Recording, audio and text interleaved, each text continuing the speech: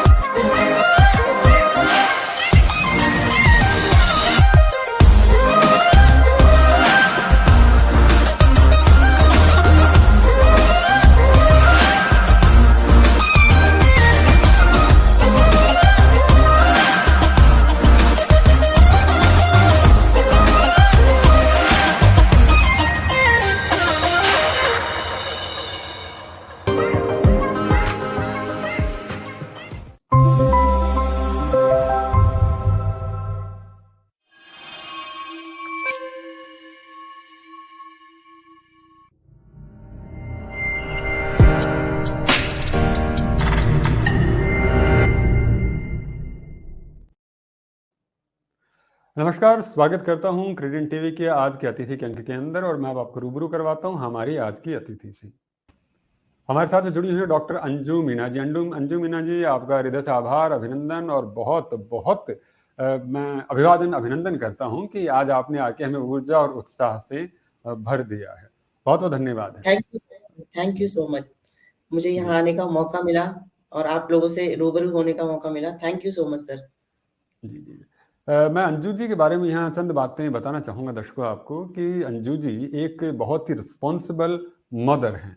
मैं ये जो रिस्पॉन्सिबल मदर वाला जो शब्द है ये इसलिए ज़ोर से कह रहा हूँ कि जो करिश्मा इन्होंने कर दिखाया वो करने के लिए उनको छोड़ना पड़ता। अगर कोई आम आदमी होता तो उसे छोड़ देता, घर परिवार सबको छोड़ देता, लेकिन इन्होंने अपनी बॉडी बिल्डिंग की लाइफ में और परिवार के अंदर अतुलनीय सामंजस्य बैठा है, इसलिए एक रिस्पॉन्सिबल मदर हैं। एजुकेशन की बात करूं तो पीएचडी होल्डर हैं, साथ ही साथ में एक सर्टिफाइड न्यूट्रिशनिस्ट हैं और एक्सरसाइज साइंस एक्सपर्ट हैं, और ये डायरेक्टर हैं AISS एकेडमी की, और ये एक इंस्पायरिंग बॉडी ट्रांसफॉर्मेशन आइकन है। मैं बात कर रहा हूं डॉक्टर अंजू मीना जी की, जिन्होंने अपना जो जर्नी है फिटनेस के तौर पर शुरू की थी, और वो महज 2018 के अंदर, और आज 2022 चल रहा है, और 2022 के ये जो छोटा सा जो फलसफा गुजरा है, इसके अंदर अगर मैं इनके टाइटल्स की बात करूं, चंद टाइटल्स की बात करूं, सारों की बात नहीं कर रहा हूं, तो भी आप देखिए बहुत सारा समय मुझे लगने वाला है, लेकिन फिर भी मैं इस शख्सियत को देखते हुए ऊर्जा से भरकर उनका जिक्र करने की इजाजत जरूर चाहूंगा। इन्हें फिट लाइन मिस वर्ल्ड 2020 का खिताब मिला है, इन्हें मिस राजस्थान 2020 का खिताब मिला है, इन्हें आनंद आर्नोल्ड क्लासिक जून 2020 का खिताब मिला है। ये NPC विनर हैं, ये राजस्थान स्टेट समर चैंपियनशिप के भी जो विनर रही हैं, इसके साथ साथ में WFF नेशनल लेवल चैंपियनशिप जो DNA क्लासिक उसके भी रही हैं, साथ में ये मिस नॉर्थ इंडिया विनर भी रही हैं। तो आप समझ सकते हैं और भी बहुत सारे ढेरों प्राइज की लिस्ट मेरे सामने हैं, जिनको मैं अगर आपको बताऊं तो बहुत सारा समय मुझे लग सकता है, लेकिन मैं चाहूंगा कि उनसे इतर हटकर मैं इनकी जो जिद है, जो जुनून है, उसके बाद बात करूं। तो पहले मैं उस चीज की बात करना चाहूंगा कि जिसने इनको रोकने की कोशिश की होगी।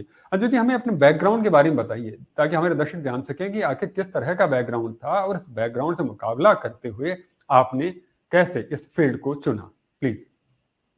हाँ जी सर, मैं मीणा फैमिली से बिलोंग करती हूँ मीणा फैमिली मतलब ट्राइब फैमिली है, जहाँ पे आप लहंगा ओढ़नी पहनते हो हमेशा। बॉडी बिल्डिंग की दुनिया में ये होता है कि आपको हम बिकनी पहनना होगा या स्टेज पे चढ़ना होगा शॉर्ट्स में। तो ये सबसे बड़ा मुश्किल था मेरे लिए इस ड्रेस में स्टेज पे आना। और उससे भी पहले ये रहा कि मैं एक मदर थी, और मदर को सबसे पहले था कि फैमिली में बच्चों को देखना, बच्चों की रिस्पॉन्सिबिलिटी निभाना, और बच्चे के साथ-साथ में कुछ चीज़ें थी मेरी हेल्थ इश्यूज़ लेकर के, उसके लिए मैं इस वर्ल्ड में आई। और करते-करते ऐसा हुआ कि मैं पैशन कन्वर्ट हुआ, और पैशन के साथ-साथ में बॉडी बिल्डिंग की दुनिया में चली गई। तो पहले अस्थमा था मुझे, अस्थमा के चलते हुए मैं बेटे की डिलीवरी के बाद में मैं इस दुनिया में आई कि अपने आप को फिट करना है। थोड़ा-सा मुझे ब्रीथिंग प्रॉब्लम होता था, वो ब्रीथिंग प्रॉब्लम थोड़ा ठीक करना है। ये सोच के मैंने इस दुनिया में एंटर किया था आफ्टर माय सन। और धीरे-धीरे करके मैं फैट लॉस भी हो गया। फैट लॉस होने के बाद मुझे लगा कि नहीं, अभी मुझे रुकना नहीं है और एक स्टेप आगे जाना है। और जब मैं लोगों को देखती थी कि लोग बॉडी बिल्डिंग की दुनिया में जा रहे हैं, लड़के लोग जा रहे हैं राजस्थान से। 1-2 ही गर्ल्स थी जब मैं 2018 में थी कर रही थी। तो 2-3 गर्ल्स थी जो राजस्थान से थी।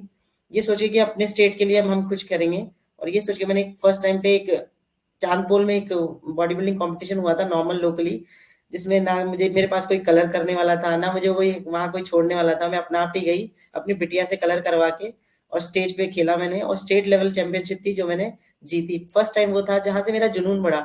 इतनी हज़ारों की भीड़ में मैं अकेले स्टेज पे थी, और स्टेज पे जाकर के जो लोगों का एक रिस्पेक्ट मिला मुझे एथलीट के लेवल पे, या लोगों का एक सम्मान मिला। या ऐसा नहीं था कि कभी भी आपको लगता है कि फीमेल्स जब स्टेज पे जाएँगी तो कुछ हूटिंग होगा या गलत शब्द बोला जाएगा, ये ड्रेस में ऐसा स नहीं, बिल्कुल भी नहीं। स्पोर्ट्स की दुनिया में जब आप स्पोर्ट्स फील्ड में खड़े रहते हो तो एक रिस्पेक्ट के साथ आपको देखा जाता है, चाहे वो आप किसी भी ड्रेस में हो। अगर आप स्विमर हो तो आप अपना स्विमिंग कॉस्ट्यूम में दौड़ोगे, आप बॉडी बिल्डर हो तो एक बिकनी आपका कॉस्ट्यूम ही रहेगा। ये चीज़ मुझे समझ में आ गई थी कि मुझे इसी ड्रेस में हमेशा खेलना होगा, और वो फर्स्ट टाइम था जहाँ से मेरा कॉन्फिडेंस बूस्ट हुआ। फिर मैंने सोचा कि हम नेशनल जाएँगे, और ऐसा करते-करते मैं धीरे-धीरे स्टेप बाय स्टेप आगे गई। बट फैमिली का ये था कि फैमिली बहुत गाँव से बिलॉन्ग करते हैं इन-लॉज़, उनके लिए बहुत ही मुश्किल चीज़ थी ये बताना कि मैं बिकनी बॉडी भी खेलती हूँ। आज भी मदर इन लॉ को मतलब कहीं दूर से पता चला है, बट मैंने कभी नहीं बताया कि मैं ये खेलती हूँ। क्योंकि मेबी हो सकता है उनकी फीलिंग्स हर्ट होंगी, या मेबी हो सकता है कि वो मुझे मतलब बिल्कुल अगेंस्ट ही हो जाएँगे इस चीज़ के, इसलिए मैंने कभी बताया ही नहीं कि मैं खेलती हूँ। उनको ये पता है सिर्फ़ मैं जिम जाती हूँ, वर्कआउट करती हूँ, लोगों को ट्रेन करती हूँ। बहुत बड़ी बात कही है। बड़ा मुश्किल होता है क्योंकि जिस माहौल में हम परिवेश में बढ़े हैं उसके अंदर औरतों के लिए पर्दा प्रथा की बात करें, जिस आपने ट्राइब एरिया की जो बात करी है, अगर उसके लेवल पे अगर हम जाते हैं तब तो बहुत सारे बंधन हमारे साथ में होते हैं कि पर्दे में रहना है, ऐसा करना है, महिलाओं को यहाँ पर रहना है। तो ऐसे में बड़ी मुश्किल रही होगी आपके साथ में। हम उस मुश्किल का ज़िक्र करेंगे, लेकिन उससे पहले एक ख़्याल मेरे ज़हन के अंदर आता है, एक सवाल भी जो यहाँ बनकर आता है आपसे कि अक्सर बॉडी बिल्डिंग एक ऐसा मसला है कि 2-4 दिन कोई भी आता है, मैं भी सोचता हूँ बॉडी बिल्डिंग करनी है तो जिम 4 दिन जॉइन करता हूँ और फिर उसके बाद में छोड़ देता हूँ। आम मैं बात कर रहा हूँ, मैं नहीं कर रहा हूँ ये अलग बात है। तो मेरे कहने का मतलब ये है कि जिम जॉइन करने का चाहे लड़का हो चाहे लड़की हो, अक्सर ये ख़्याल आता है कि हाँ, मैं इसमें जाऊँ और फिर इसको करूँ।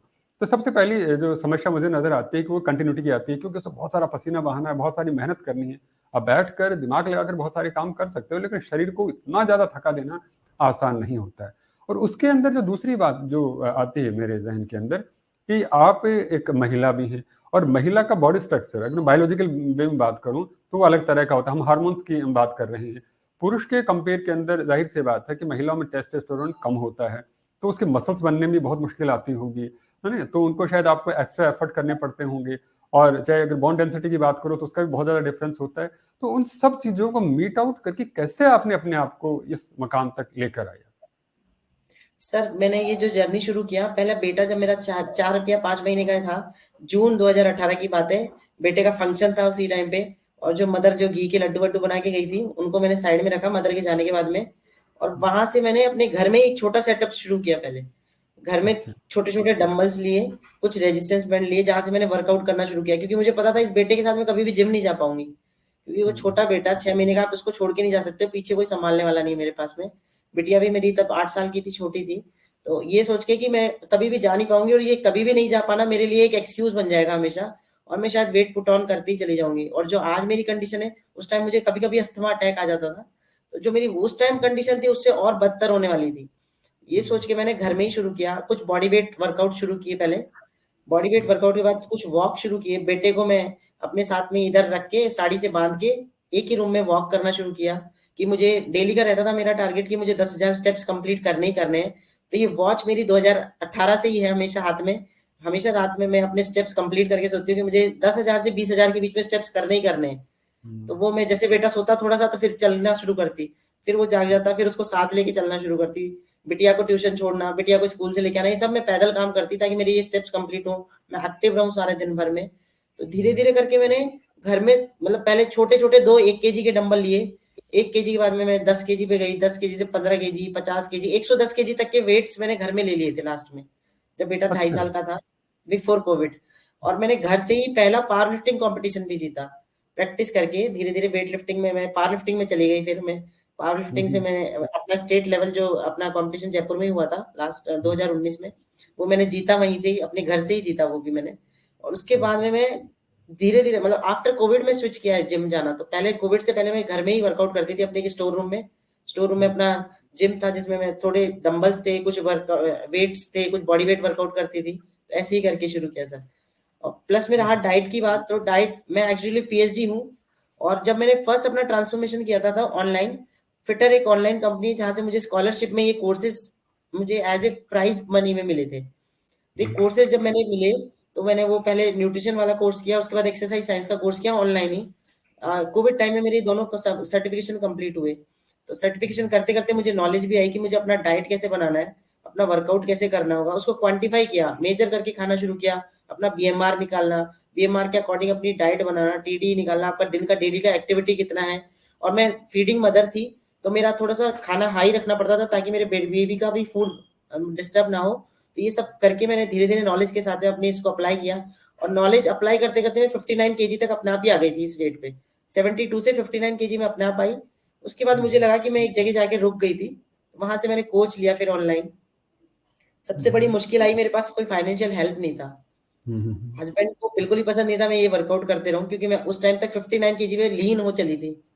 और हस्बैंड यही बोल रहे थे तुम क्या मरने जैसे हो गए, क्योंकि हर लोग बोलने लगे थे भाई साहब भाभी जी खिलाते नहीं हो क्या, हर कोई जो उनका ये बोलना। और मतलब उस चीज से ये हुआ कि मैं मुश्किल हो गया मेरे लिए हस्बैंड का टोकना। तो वो जब ऑफिस जाते थे तब मैं वर्कआउट करती थी ताकि उनके सामने ना करना पड़े। और उनके आते ही मैं अपने सारे डंबल्स को साइड में रख देती थी, छुपा देती थी या फिर। तो ऐसा हुआ, फिर फाइनेंशियल कोई हेल्प नहीं था, ना मेरे पास अब आगे वेट्स लेने के पैसे थे, ना मेरे पास डाइट करने का कोई पैसा था, ना ही मैं किसी कोच को हायर कर सकती हूँ, ऐसा था मेरे साथ में। तो जब मेरे पास में थोड़ा बहुत मम्मी के इधर दिवाली वाली पे गए, तो जो मम्मी विदा में देती थी वो पैसे मैं सेव रखती थी, बच्चों को जो देती थी वो मैं सेव रखती थी। और उन पैसों से मैंने अपने फर्स्ट मेरे कोच को हायर किया। 6,000 रुपए थे जब उस टाइम पे फीस भी उनका। 6,000 में मैंने एक कोच हायर किया जिन्होंने मुझे 3 महीने ट्रेनिंग दिया। 3 महीने ट्रेनिंग देने के बाद में मैंने वो ऑनलाइन एक चैंपियनशिप जीती, वहां से मुझे 10,000 रुपीज मिले। फिर मैंने उन कोच को फिर से बोला, मैंने कहा सर मुझे आगे मैं आपको हायर नहीं कर पाऊंगी, मेरे पास पैसे नहीं है। तो उन सर ने मुझे बोला कि अंजू तुम ऐसे ही कंटिन्यू करो, मुझे कोई जरूरत नहीं आपको हायर करने की। तो मैंने उनकी हेल्प से फिर 2.5 साल तक लगातार इसी फील्ड में खेला। जब मेरे लिए कोई एफर्ट्स फ्री ऑफ कॉस्ट लगा रहा है ना, तो मेरा काम डबल हो जाता है फिर, कि मैं उनकी उस मेहनत को जाया मतलब उसके लिए उनको भी मिलना चाहिए कि उन्होंने जो मेरे पास टाइम वेस्ट किया, मेरे ऊपर सारा अपना टाइम दिया, अपनी एनर्जी लगाई, मेरे न्यूट्रिशन प्लान को बनाया, मेरी ट्रैकिंग करी, इसके लिए मेरे एफर्ट्स डबल हो गए थे। अब मेरे में जिद आ गई थी कि अब मुझे कोई रोकने वाला ही नहीं है, और मैं लोगों को दिखाऊंगी कि मैं बिना पैसे भी करके सकती हूँ। ये सोच के जिद आ गई थी कि मुझे करके ही दिखाना है। और ऐसा करके मैं फर्स्ट सेकंड थर्ड कंपटीशन पे कंपटीशन आगे निकली ऐसे ही मैं सर, कोचेस की हेल्प से। और आज ऐसा है कि हस्बैंड को अब लगता है एक टाइम आता है सर आपको एक रोड ब्लॉक क्रॉस करना पड़ता है, उसके बाद लोग आपके साथ चलते हैं। तो वो रोड ब्लॉक जब मैंने क्रॉस किया, लोगों का सपोर्ट मिला, अभी हस्बैंड को लगता है कि नहीं लोग भी सराह रहे हैं इस काम को, बॉडी बिल्डिंग के फील्ड को एक्सेप्ट किया जा रहा है। आज वो एक्सेप्ट करते हैं कि हाँ ठीक है आप जो कर रहे हो ठीक कर रहे हो। बहुत सुंदर। आपकी बातें सुनकर मुझे राहत इंदौरी साहब का वो शेर याद आ गया कि बहुत गुरूर है दरिया को अपने होने पर, जो मेरी प्यास से उलझे तो धज्जियां उड़ जाएं। तो आपकी प्यास देख के, आपकी जिद देख के दरिया है वो खुद भी डगमगा गया। उसे भी लगा कि नहीं भैया, डॉक्टर अंजू मीना से उलझना ठीक नहीं, ये तो जीत कर ही मानेंगी। बहुत बहुत धन्यवाद अंजू जी, आपकी बातें इतनी इंस्पायरिंग हैं। तो बहुत सारे सवाल एक के बाद ऊपर खबर हो रखे, मेरे पहले वो सवाल आना चाह रहा है, फिर दूसरा आना चाहता है, लेकिन मुझे लगता है मैं सिलसिले में जो पहला सवाल यहाँ अगला जो लेना चाहूँगा वो ये लेना चाहूँगा, जैसे आपने जिक्र किया कि आप जिस ट्राइबल एरिया से आती है वहाँ पर जो पर्दा प्रथा वाली बातें कहीं और जो चीज़ों को रखना बहुत ज़रूरी था, अगर हम सामाजिक परिवेश के लिहाज से देखें, लेकिन आपको उसको तिलांजलि देनी थी। चलिए, आपको बॉडी बिल्डिंग की फील्ड में उतर रहे थे, पावर लिफ्टिंग करते और कुछ करते तो फिर भी थोड़ा सा वो रहता है। लेकिन आप सीधा बिकनी वाले में आए, तो ये तो एकदम से बहुत ज़्यादा चेंज वाला सा मामला हो गया होगा। तो उस वक़्त आपके हस्बैंड का कैसा रिएक्शन रहा होगा? उन्होंने किस तरह से आपको किया, कनेक्ट किया कि हाँ, कि ये तो क्या कर दिया, ऐसा नहीं होना चाहिए? और एकदम आप समझ सकते हैं कि वहाँ पे पूरा मसल दिखाना, डोले-शोले दिखाना तो बड़ा मुश्किल हो जाता है। हम सीधे मॉडलिंग करते हैं, उसमें ही इतना मुश्किल हो जाता है, वहाँ पर आपको तो अपनी नुमाइश करवानी होती है, उपहार दिखाने होते हैं। तो उस केस में कैसा मैनेज किया आपने सब चीज़ों को? सर एक्चुअली मैंने जो फर्स्ट कॉम्पिटिशन किया था बिफोर मतलब कोविड टाइम में ही खेला था। ऑनलाइन हुँ, था वो। ऑनलाइन में क्या होता है आपको घर से ही जैसे हम लोग कनेक्ट कर रहे हैं, सेम ऐसे ही कनेक्ट करके अपना मसल दिखाना था। तो मैं उसकी हुँ, प्रैक्टिस के लिए घर में ही ना शॉर्ट्स पहन के घूमना शुरू किया सबसे पहले। हुँ, पहले मैं वो लहंगे से स्कर्ट पे आई, स्कर्ट से हुँ, शॉर्ट्स पे आई, शॉर्ट्स हुँ, से फिर मैं बिकिनी में गई हूँ। तो ये स्टेप हुँ, बाय स्टेप हुआ है। तो हस्बैंड के देखते-देखते अडॉप्ट हो गए थे। मैं डेली वो आते और मैं वही ड्रेस पहन के उनके सामने घूमती। तो धीरे-धीरे करके उनको लगा कि हाँ, ये इसका नॉर्मल ड्रेस हो गया है अभी। नॉर्मल ड्रेस हो गया। हैबिचुअल किया मतलब आपने एकदम से नहीं आया, हैबिचुअल अटैक किया नहीं किया, अडॉप्ट किया। ये 2 हैबिचुअल साल किया। लगे सर इसको भी करने में। एक दिन की बात नहीं है, 2 साल लगा। 2020 और 21 पूरा इसी में गया है उनको अडॉप्ट करने में। और अभी हुँ, उनके लिए और फिर बार-बार मुझे वीडियो बनाना पड़ता था, तो कभी उनके सामने, कभी उनके पीछे से। तो जैसे मैं हुँ, बाथरूम में बना रही हूँ और अचानक से चले गए, तो मैं बिल्कुल भी हड़बड़ाती नहीं थी कि कहाँ आ गए। मैं खड़ी ही रहती हुँ, थी जैसे खड़ी हूँ। तो उनके लिए फिर हुँ, हो गया कि हाँ, ये इसको करना ही है और इसको भेजना पड़ेगा। ऑनलाइन ही तो कर रही है, करने दो इसको। घर में शांति हुँ, रहेगी। ऐसा सोच के शांति। उन्होंने धीरे-धीरे अडॉप्ट किया और वो हुँ। करते-करते फिर मैं आगे निकली। हुँ, हुँ, हुँ। चलिए बहुत बड़ी बात कही कि उन्होंने एक आप म तो दर्शकों हमारे सामने अंजू जी ने कई बातें कही, उनमें से एक ये बात भी बड़ी अच्छी कही है कि किसी की कलाई पकड़नी हो तो पहले अंगुली पकड़ते-पकड़ते आगे बढ़ना चाहिए।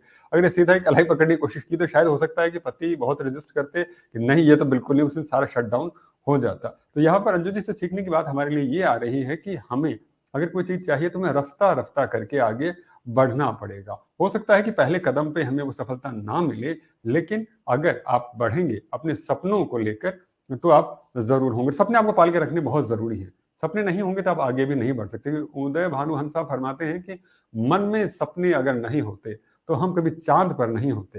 तो अगर अंजू जी के मन में ये सपना नहीं होता कि मुझे ये करना है, तो आज इस मकाम पर हैं, आज इतने सारे टाइटल से जीत कर बैठी हैं, वो पॉसिबल नहीं था। अच्छा, एक अंजू जी अगला सवाल जो यहाँ पर मेरे ज़हन के अंदर आ रहा है, मुश्किलें बहुत हैं इस फ़ील्ड के अंदर। आज आप करते-करते एक इस मकाम के ऊपर आ गई हैं, तो अगर आपसे जो लोग इंस्पायर होते होंगे, आपसे जो मिलने आते होंगे, है ना? उनका रुख रवैया कैसा रहता है? ख़ास करके जो आपके आस-पास के नेटिव जो लोग हैं, उनका रवैया कैसा रहता है? एक्चुअली सर शुरू में तो ऐसा था ना कि मुझे उनके आने से पहले जैसी खबर मिलती थी ना आज सिस्टर इन लॉ या ननद आने वाली है, सबसे पहले मुझे अपने डंबल्स छुपाने पड़ते थे। और फिर मुझे लगता था ये जितने दिन रुकेंगे उतने दिन मेरा वर्कआउट हैम्पर होगा।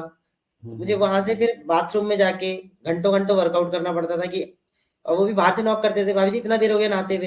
लेकिन मैं वो अपना वर्कआउट कंप्लीट करके निकलती थी। हुँ, फिर हुँ, धीरे-धीरे करके मैंने सबको फेसबुक पे ब्लॉक किया पहले। सारे रिलेटिव्स को फेसबुक पे ब्लॉक किया, फिर हुँ, हुँ, इंस्टाग्राम पे ब्लॉक किया, जितने भी रिलेटिव्स हैं, इवन मेरे ब्रदर्स भी, क्योंकि हुँ, ब्रदर्स को भी पसंद नहीं था ये सब चीज़ें। तो हुँ, मैंने हुँ, सबको हुँ, ब्लॉक किया, उसके बाद अपनी चीज़ें धीरे-धीरे करके मैंने सोशल मीडिया पे डालना शुरू किया। लोगों का एक्सेप्टेंस आया, एक्सेप्टेंस से हुँ, मुझे थोड़ा-सा एनकरेजमेंट मिला कि हाँ, मैं जो कर रही हूँ वो सही कर रही हूँ, लोग एक्सेप्ट कर रहे हैं इस चीज़ को। हुँ, हुँ, क्योंकि मैं हुँ, वर्कआउट भी कर रही हूँ। अभी ऑनलाइन में क्या होता है आप कनेक्ट करते हो बट आप सारा दिन क्या कर रही हो ये कोई देखने वाला नहीं है आपके लिए। तो मैं उस रूटीन को लॉग करती थी, पेपर में लिखती थी, वो सारा चेक कराना, सबको उस पे डालना, सोशल मीडिया पे डालना, लोगों का एक्सेप्टेंस मिलना, बिल्कुल सही कर रही हूँ मैं। ऐसा करते-करते मैं स्लोली-स्लोली आई आगे सर। स्लोली आ गया। जैसे आपने बताया कि आपके भाई भी इस बात के लिए नाराज़ हो सकते थे, आपको उन्हें भी ब्लॉक करना पड़ा।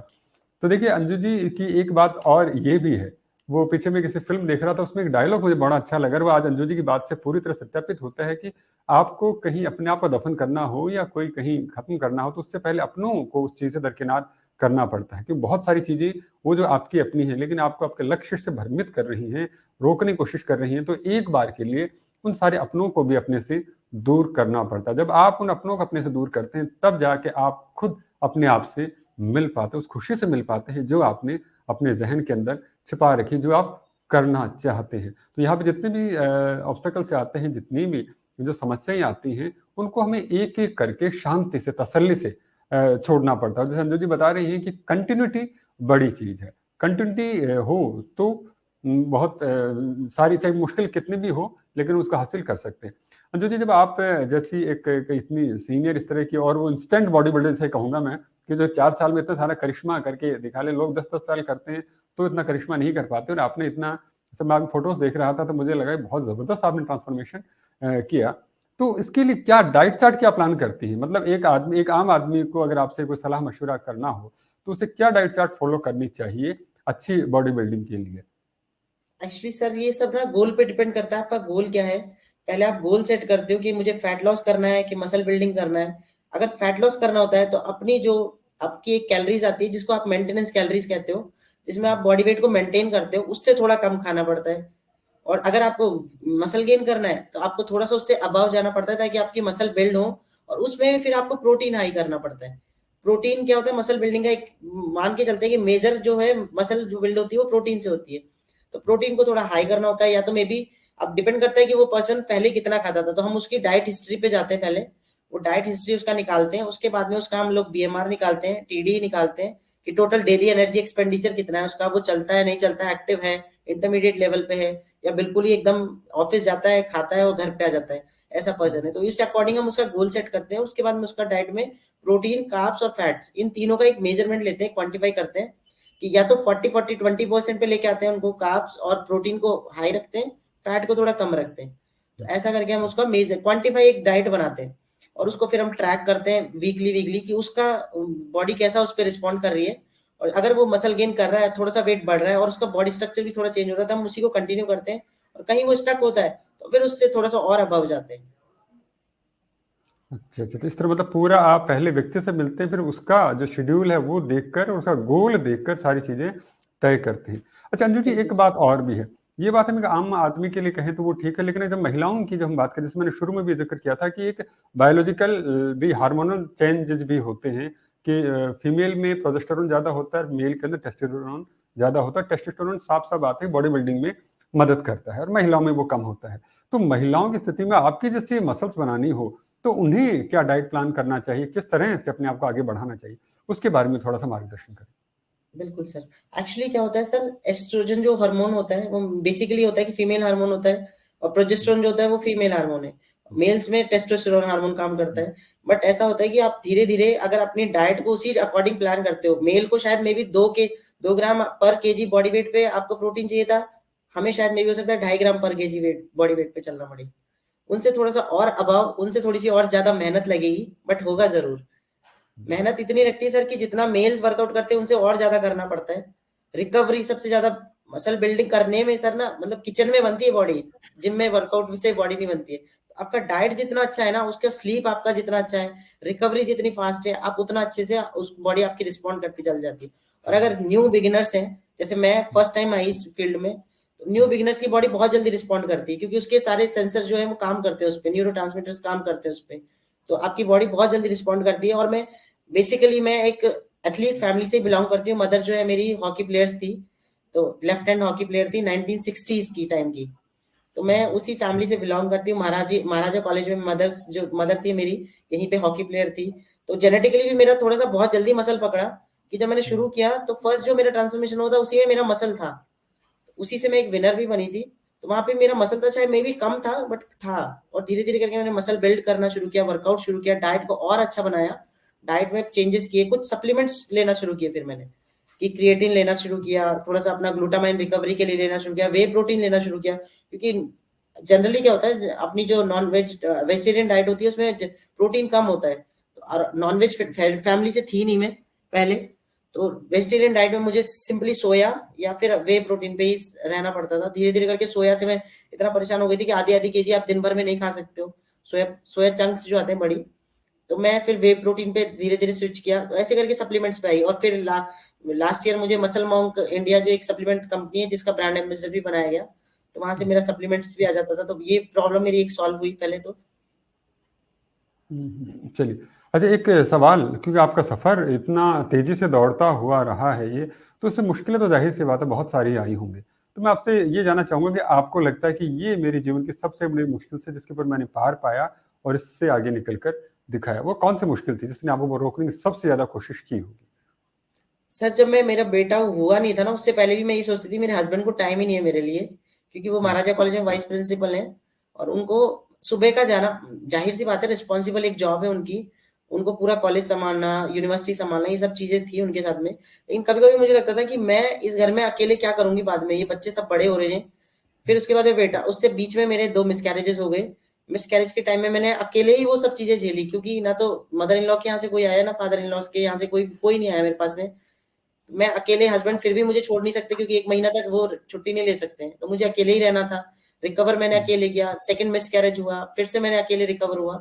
तो जब बेटा हुआ ना मेरा, तो मैं यही सोचती थी कि ये भी अब बड़ा हो जाएगा, ये भी मेरे हस्बैंड की तरह कहीं जाके चला जाएगा, ये ना मदर के पास जा सकते हैं, ना ये फादर के पास जा सकते हैं, क्योंकि इनकी जॉब ही ऐसी है। ये बेटा भी इसी स्टेज में जाएगा कहीं न कहीं, और तब मैं क्या करूँगी, पीएचडी होके मैं हाउसवाइफ बन गई हूँ। ये चीज़ ने मुझे सबसे पहले निकाला इस चीज़ से, कि नहीं अंजू, मुझे कुछ करना पड़ेगा, और उसके लिए सबसे पहले तो अपनी बॉडी को सही करना पड़ेगा, क्योंकि मैं बहुत बीमार रहने लगी थी। वो बीमारी से मैंने सबसे पहले निजात पाई, जो मेरी सबसे मुश्किल थी, क्योंकि अच्छा, क्या रातों-रात बीमारी रहने लगी थी? क्यों हमें दर्शकों को पता चले कि आप बीमार रहने का ज़िक्र कर रही हैं, 1-2 बार पहले भी किया है। तो ऐसे क्या तकलीफ हुई कि जिससे आपको लग रहा था कि आपको बॉडी रिकवर करने में, बॉडी बिल्ड करने के लिए बड़ी मुश्किल आएगी?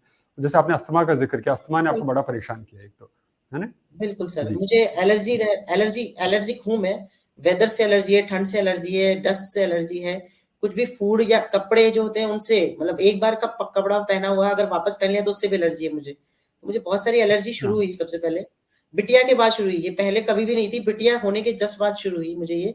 कोटा हुँ, में हुँ। हम लोग थे, कोटा से शुरू हुई मुझे ये एलर्जी, और धीरे-धीरे करके इस एलर्जी ने इतना विकराल रूप लिया कि मुझे अस्थमा अटैक आने लगे, और 1 हुँ, साल में ऐसा हो गया। क्योंकि मैं हुँ, बहुत ही, कहते हैं ना कि छोटा बच्चा है, तो मैं घर से बाहर नहीं निकलती थी, और बहुत रिज़र्व थी, तो मैं कहीं नहीं जाती थी, अंदर घर में रहना है मुझे और घर में काम करना है, बस इतना था। लेकिन धीरे-धीरे करके मेरी वो जो डिज़ीज़ थी, उसने एक से दूसरे में स्विच कर लिया।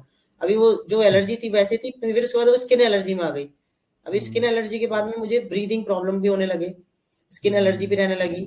हमेशा ही जुकाम रहता था, मुझे यही नहीं समझ में आ रहा जुकाम रहता क्यों है? क्योंकि हमेशा, हुँ, और वो रनी नोज़, इची आईज़, आईज़ हमेशा रेड, उसकी वजह से हेडेक, और फिर कहीं नहीं, कुछ भी नहीं कर सकते आप उसके बाद में।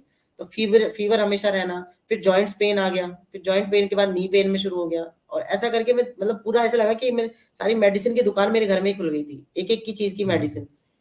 अच्छा, 2-4 आपने दिन बाद मुझे, जो मैं माफ़ी चाहूँगा इंटरप्ट कर रहा हूँ। जॉइंट पेन की, मसल्स पेन की बड़ी समस्या अक्सर जिम वगैरह में देखने को मिलती है, कि लोग शुरू करते हैं और फिर यही शिकायत रहती है कि हमें जॉइंट पेन शुरू हो गया, मसल पेन शुरू हो गया, और वो फिर उसको स्विच कर देते हैं, डिच कर देते हैं कि नहीं भैया अब मैं इसको कंटिन्यू नहीं करूँगा। तो इसके लिए आपने क्या किया? उसके ऊपर भी थोड़ा मार्गदर्शन करें। सर मैंने अपने, एक्चुअली क्या होता है गर्ल्स में जो होता है, फीमेल्स में जब बच्चा होता है तो प्रेग्नेंट होती है, तो बच्चे को जो सारा कैल्शियम होता है मदर से ही जाता है।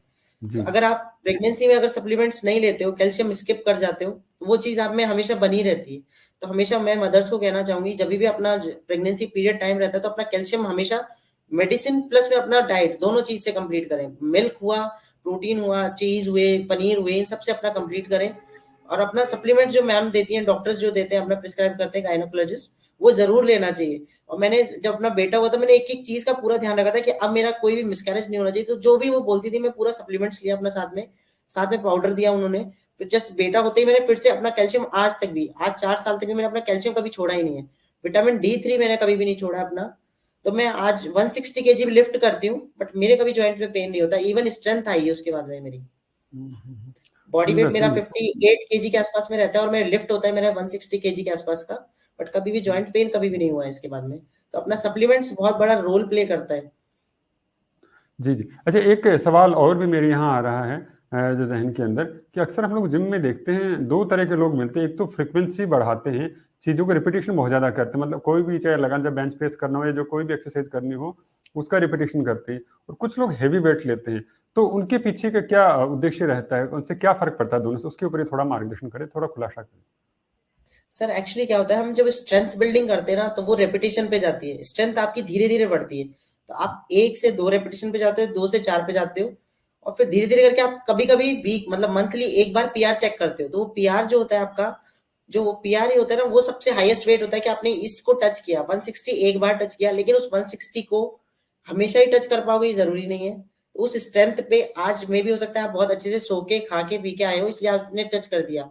बट कल को क्या पता आप सोए नहीं सही से, आपका सब चीज़ हैम्पर करेगा उसके बाद में, स्ट्रेस रहा आपकी बॉडी में, या आप सोए नहीं पाए, या आपके दिमाग में कोई चीज़ें चल रही हैं, तो कल में भी हो सकता है आप 160 नहीं लिफ्ट कर पाओगे अगर आपकी बॉडी ने साथ नहीं दिया तो। तो उस बॉडी में स्ट्रेंथ कहाँ से आएगा? आपका रेपिटेशन से आएगा। तो आप 120 से रेपिटेशन लेना शुरू करते हो, 120 केजी पे 10 या 12 रेपिटेशन जाते हो, 130 पे 10 या 12 रेपिटेशन जाते हो, 150 तक, बस लास्ट 150 तक आप रेपिटेशन पे जाते हो, उसके बाद 160 कभी टच नहीं करते हो। 160 पे जाओगे आप टच कर, 150 पे अगर आप रेपिटेशन 10 या 12 लेने लग जाते हो तो जाहिर सी बात है आप 160 या 70 पे जाके चले जाओगे। तो ऐसे स्ट्रेंथ बिल्डिंग होती है जो रेपिटेशन पे जाती है, पीआर चेक होता है वो 1 रेप पे जाता है। 1 टाइप के ऊपर जाता है। अच्छा, यहाँ पर आपने एक जो मैं दर्शकों के साथ फिर उसको साझा करना चाहूँगा, दर्शकों यहाँ पे रिलैक्स को लेकर, स्ट्रेस फ्री होने को लेकर भी अंजू जी बहुत ज़्यादा ज़ोर दे रही हैं कि अगर आप रिलैक्स नहीं हैं तो यानी आपको पहले उस चीज़ के लिए मेंटली प्रिपेयर करना पड़ेगा। उसके लिए प्रॉपर डाइट के साथ-साथ में प्रॉपर रिलैक्स है, जो स्लीप है वो भी प्रॉपर होनी बेहद ज़रूरी है, तभी जाके आप अच्छी बॉडी बिल्डिंग कर सकते हैं।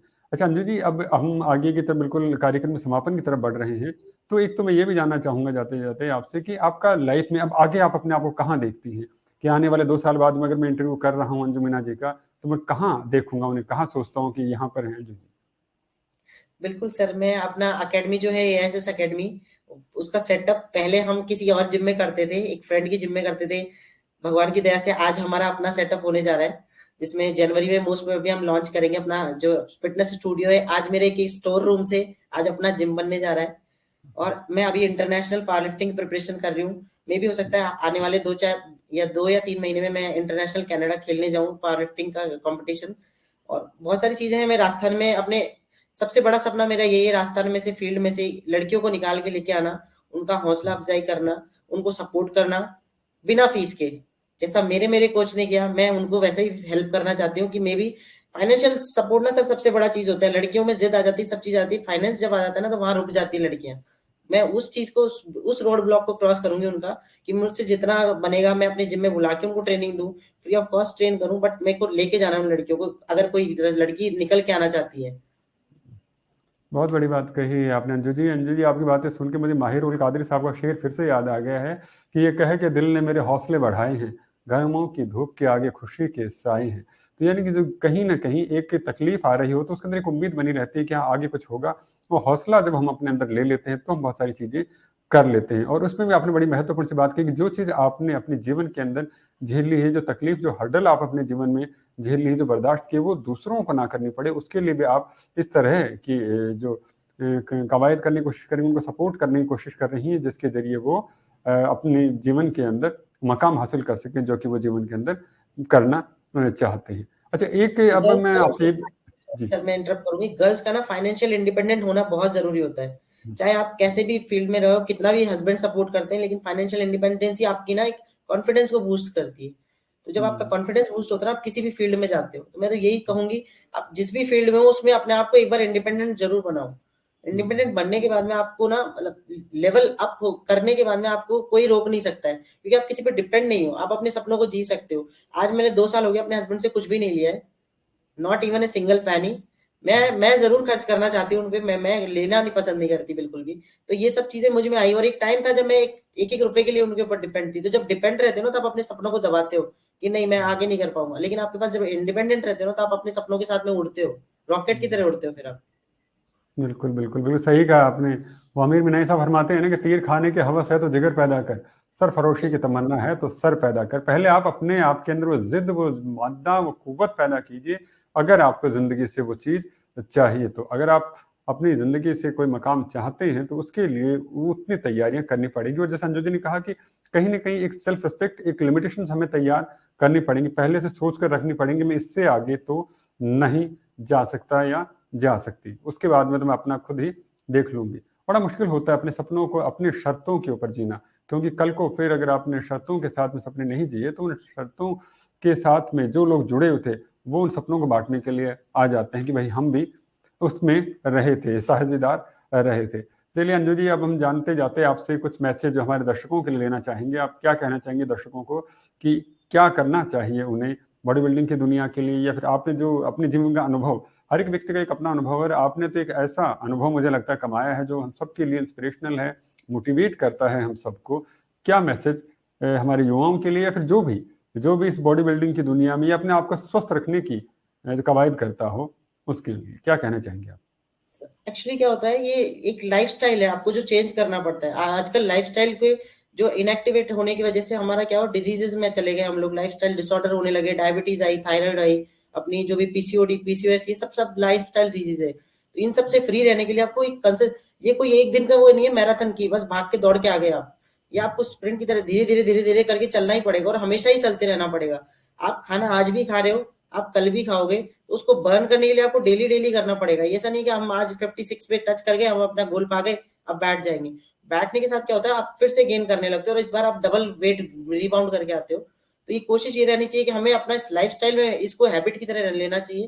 कंसिस्टेंटली करते रहो, आप न कहीं तो पहुँचते ही हो इस हेल्थ के साथ में, और हेल्थ अगर आपकी सही है ना, आप हर फील्ड में अप रहते हो। चाहे वो आप अपने ऑफिशियल वर्क में हो, चाहे अपने घर में हो, कहीं पे भी हो या अपने बच्चों के साथ भी हो, तो आप खेल सकते हो। अदरवाइज़ क्या होता है, आप एक बच्चे के साथ, अगर बच्चा आपके साथ ज़िद भी कर रहा है कि खेलने के लिए, फिर आप चल भी नहीं पा रहे हो उसके साथ, तो आप दौड़ोगे कहाँ से? तो अगर आप अपने आप को फिट रखते हो, तो आप हर फील्ड में फिट रहते हो, अपनी फैमिली का ध्यान अच्छे से रख पाते हो, अपने काम को अच्छे से कर पाते हो, अपना सोना, आपकी बॉडी, सब चीज़ें रिस्पॉन्ड बहुत बेटर तरीके से करती है। तो मैं तो यही कहना चाहूँगी, कंसिस्टेंटली करते रहिए अपने लाइफ़स्टाइल में, इसको एज़ ए हैबिट अपनाइए, ना कि ऐसा नहीं कि एक शौक के तौर पे जिम गए, कुछ दिन किया, छोड़ दिया। नहीं, प्लीज़ अपने इंस्टाग्राम और उसके फ़ोटोज़ के लिए नहीं जाइए, अपनी हैबिट के लिए जाइए कि हमको अपने आप को चेंज करना है।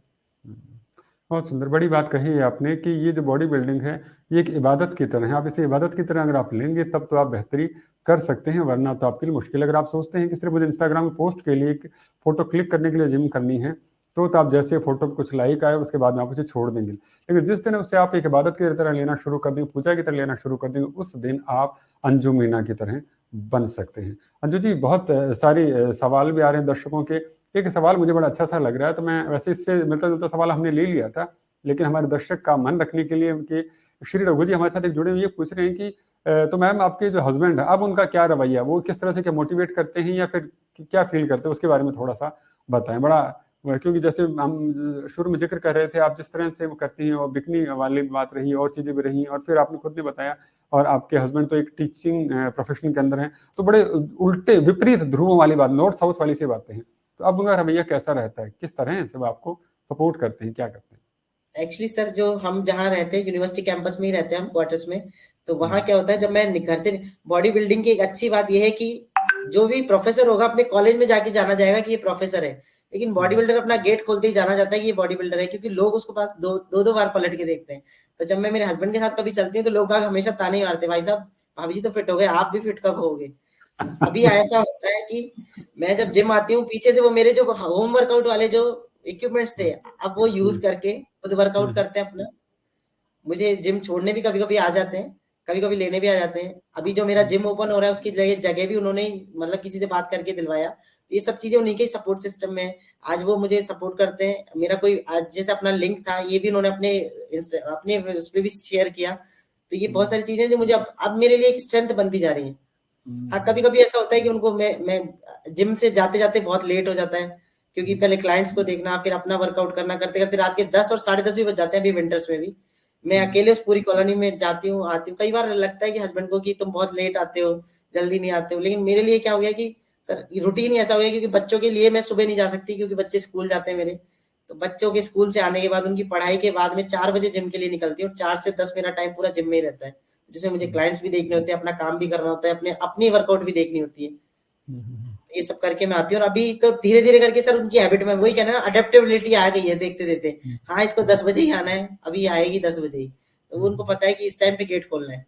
हुँ। चलिए, तो यानी अब वो बिल्कुल हैबिचुअल हो गए, उन्हें पता चल गया, और आप इंस्पायर करती हैं, आपका आना-जाना जब चलते हैं साथ में, तो कोई न कोई टोक ही देता है कि भाभी जी की तरफ आप देखिए, ये कितनी बिल्कुल सुदृढ़, सुगठित हो चुकी हैं। भाई साहब, अब आपको क्या करना है? एक सवाल और भी आ रहा है, हमारे साथ शालिनी जी हैं, इसके ऊपर थोड़ा-सा हिंट आपने और दिया था। ये कुछ टिप्स और टूल्स के तौर पे जानना चाह रही हैं, कह रही हैं, मैं कोशिश करती हूँ, लेकिन उसके बावजूद भी मेरा वेट है, वो गेन नहीं कर पा रहा है। शालिनी जी का सवाल है, आप क्या कहना चाहेंगी, उन्हें क्या करना चाहिए जिसके ज़रिए उनका वेट गेन करने लग जाए?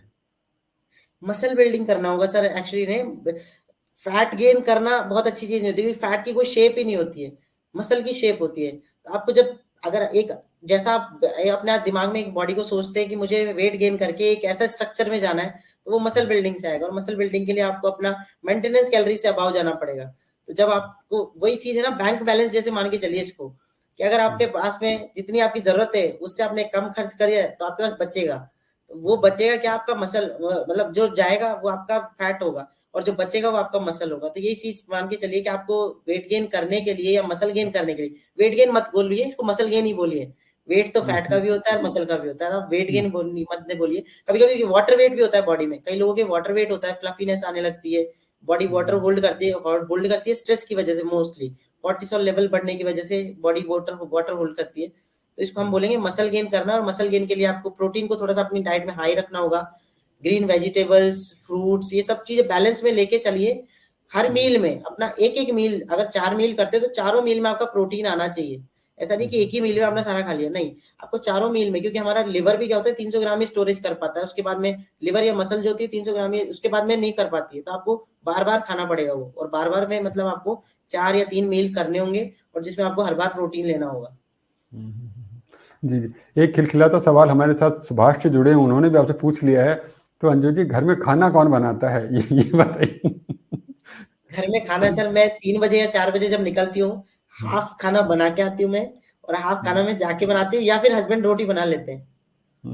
रोटी बना लेते हैं। तो कुल मिला के बात ये है कि आप दोनों की साझा सरकार है, दोनों मिलजुल के काम कर रहे हो। किसी भी रिश्ते का आधार ये होता है कि जब आप मिलजुल कर एक दूसरे की सम्मान के साथ में कार्य करते हैं, तो बहुत सारे काम आपके आसानी से होने लग जाते हैं। वही संतुलन आपके जीवन में दिख रहा है, आपके रिश्तों में दिख रहा है कि आप बहुत संतुलित ढंग से अपने काम को भी और अपने घर को भी समय दे पा रही हैं और संतुलन बैठाने की कोशिश कर रहे हैं। एक वीना जगलूरू जी हैं, उन्होंने भी जाते जाते सवाल पूछ लिया है कि वो बहुत ज़्यादा फास्ट फूड फ्रीक हैं, तो उनको क्या करना चाहिए? क्या उस केस के अंदर उनका फैट बढ़ेगा या किस तरह से, क्या सलाह देना चाहेंगे आप? बिल्कुल सर, फास्ट फूड जो होते हैं ना हमारे सारे, हमें लाइफस्टाइल डिजीजेस की तरफ ही लेके जाते हैं। क्योंकि फास्ट फूड का क्या होता है कि पता नहीं कितने दिनों पहले का आटा था, उसको आपने प्रिजर्वेटिव डाल के रखा गया। प्रिजर्वेटिव के बाद में वो ऑयल जो होता है वो इतनी बार बर्न हो चुका रहता है कि ऑक्सीजनेटेड होके वो खुद ही जहर बन जाता है। ये सब चीजें हमें गलत उसमें लेके जाती है, और ये एक बार अपनी बॉडी में अंदर झांक के देखिए कि उसका हो क्या रहा है। लिवर में क्या इम्पैक्ट आ रहा होगा, हार्ट पे क्या चल रहा होगा, ब्लड वेसल्स में क्या चल रहा होगा, कोलेस्ट्रॉल बढ़ रहा होगा, लिपोप्रोटीन्स बढ़ होंगे। ये सब चीजें हमें एक बार अगर अपना सेल्फ ऑब्जर्वेशन करें ना, तो हमें खुद समझ में आएंगे कि ये चीजें हमारे लिए गलत है। खाने के जस्ट आधे घंटे बाद ही हमें एसिडिटी होने लग जाती है उनके साथ में, तभी हमें समझ में आ जाता है कि ये चीज हमारे लिए बिल्कुल सही नहीं है। बट वो क्या होता है ना, टेस्ट, और उसके चक्कर में हम अपनी हेल्थ को बिल्कुल पीछे लेके चले जाते हैं। और वो टेस्ट कहीं ना कहीं हमें अच्छी डाइट में भी मिल जाता है, अगर आप उसको और अच्छे तरीके से बनाओगे ना, तो वो टेस्ट आपको वहां पे भी मिलेगा। और एक टाइम आता है उसके बाद में आपका एक लेवल आता है सर कि उसमें अपन टेस्ट को क्या होता है, फिर आपको टेस्ट मैटर नहीं करता है। मेरे लिए आज कोई भी टेस्ट मैटर नहीं करता है। मैं उबला हुआ अंडा, उबला हुआ चिकन, ये सब खाना शुरू कर दिया, और मुझे कोई टेस्ट मैटर नहीं करता, ना नमक होता है उसमें, ना मिर्च होता है, ना कुछ होता है, सिर्फ उबला और खाया बस, कि जल्दी से खत्म होगा मेरा डाइट, और डाइट प्रॉपर प्लान वे में चलेगा। तो मैं एक ही साथ उबाल के रख लेती हूँ दिन भर का, और वो बस मुझे पता है कि मुझे इतना खाना है, 30 ग्राम खाना है या 40 ग्राम खाना है, तो बिना उबला हुआ, बिना नमक मिर्ची का खाया और गए। ये चीज क्या होती है, जब आप अपने टेस्ट पे नहीं जाते और अपने हेल्थ पे जाते हो ना, तब चीजें आपके साथ सही चलती हैं। अदरवाइज क्या होता है, टेस्ट के चक्कर में आप अपनी हेल्थ को बिल्कुल ही नीचे लेके चले जाते हो। बहुत बड़ी बात कही। यानी आपको जब टेस्ट से ऊपर उतरना उठना हो, और वो रांगे राघव जी भी एक बात कहते हैं, जब आपको ऊपर उठना होता है तो आसपास के सारे लगावों को, सारे मोह को त्यागना पड़ता है। वो जीवन का सबसे बड़ा मोह तो टेस्ट ही होता है कि आप उसके प्रति बड़े लंपटता से चिपके रहते हैं कि उसे छोड़ना ही नहीं चाहते। जब कुछ भी हो जाए भैया, हम बीमार हो जाए, कुछ भी हो जाए, लेकिन उसको छोड़ेंगे नहीं। तो अंजू मीना जी आप हमें यकीन नहीं मार्गदर्शन कर। मानेंगे सर कि मैं मतलब पेरेंट्स जो है मेरे वैशाली नगर के पास ही सिरसी रोड पे रहते हैं, लेकिन मैं उनके घर कभी जाना पसंद नहीं करती। क्यों? क्योंकि मदर जो होती है, मदर जो जब भी जाऊंगी तो अरे तुम पतली हो गई, और वो इतना ठोस के खिलाती है कि वो मेरा पूरी चीज खराब करती है। अभी जब जैसे विंटर ब्रेक आई है अभी, तो मैं अपने घर ही रह गई, बच्चों को छोड़ दिया। मैं कभी भी जाना पसंद नहीं करती, कहीं भी जाना पसंद नहीं करती, कि जो चीज मेरी चीजों से मुझे दूर करे, डाइट खराब करे या मेरे टारगेट से मुझे दूर करे, क्योंकि मुझे आगे जाकर के इंटरनेशनल खेलना है। अब इंटरनेशनल के लिए अगर मैं 2 वीक पीछे चल जाती हूँ उनके घर जाने से, तो मेरे लिए वो बड़ी चीज हो जाती है। तो मैं अपने ट्रैक पर रहती हूँ, घर में गए, मिला, वापस आ गई, मैं अपने ही घर आके खाना खाती हूँ अपना, या अपना डाइट साथ लेके जाती हूँ कहीं भी जाना होता है। बहुत बड़ी बात कही है आपने कि तरक्कियां सिर्फ नसीबों के सहारे नहीं मिला करती हैं। इसके लिए बहुत सारी एफर्ट्स, बहुत सारा डेडिकेशन, बहुत सारा डिवोशन शामिल होता है। बिल्कुल उसी तरह जैसे कि अंजू जी कह रही हैं कि खाने को हो सकता है मन करता हो सकता है कि आसपास का जो माहौल है वो आपको प्रेरित करता हो कि आपको ये करना चाहिए, लेकिन आपको अपने सबसे ऊपर जो ध्यान रखना होता है वो आपके लक्ष्य को ध्यान रखना होता है। अक्सर ये कहा जाता है, हम लोग सुनते हैं कि आपके हारने की 100 वजह हो सकती हैं, क्योंकि जीतने की सिर्फ एक वजह होती है, आपका लक्ष्य जो कि आप पाना चाहते हैं। जिंदगी में हार और जीत आपकी सोच के ऊपर निर्भर करती है कि आप क्या सोचते हैं, किस तरह से जीवन के अंदर चाहते हैं। शकील साहब फरमाते हैं कि हार हो जाती है जब मान लिया जाता है, जीत तब होती है जब ठान लिया जाता है। तो आप भी अपनी जिंदगी के अंदर कुछ करना चाहते हैं और एक मंजू मीना जी की तरह एक मोटिवेशनल, एक इंस्पिरेशनल आइकन बनना चाहते हैं, तो मान लीजिए, ठान लीजिए कि आपको जिंदगी से बहुत कुछ चाहिए। जितना उसने मुट्ठी में दबा रखा है उससे भी कुछ ज्यादा चाहिए। वो मुट्ठी नहीं खोल तो अंगुलियों को अपना पूरा दम लगाकर खोल दीजिए और जिंदगी से आप जो चाहते हैं उससे हासिल कर लीजिए। अंजू जी, आज आप हमारे साथ इस कार्यक्रम से जुड़ी, बहुत सारा मार्गदर्शन मिला, बहुत सारा मोटिवेशन मिला। इसके लिए मैं हृदय से आभार और अभिनंदन व्यक्त करता हूं और मैं पूरा विश्वास जताता हूं कि आप आने वाले में फिर कोई बड़ा कोई ग्रैंड स्लैम जीत कर आए, कोई बड़ा सा कोई इंटरनेशनल टाइटल जीत कर आए और हमारे इस मंच को फिर से इज्जत अफजाई करें, इसको आके सम्मान प्रदान बिल्कुल करें। सर, बिल्कुल। और हमारी बिल्कुल। तरफ से पूरी पूरी बहुत बहुत शुभकामनाएं हैं और आभार है आपका कि आपने अपने व्यस्त समय में से, आपके इस वक्त शायद जिम का समय चल रहा होगा, उसके बावजूद आपने हमारे अनुरोध के ऊपर इसके ऊपर आना स्वीकार किया। Thank you so much, thank you so much sir. जी जी, बहुत बहुत धन्यवाद आपका। Thank you sir.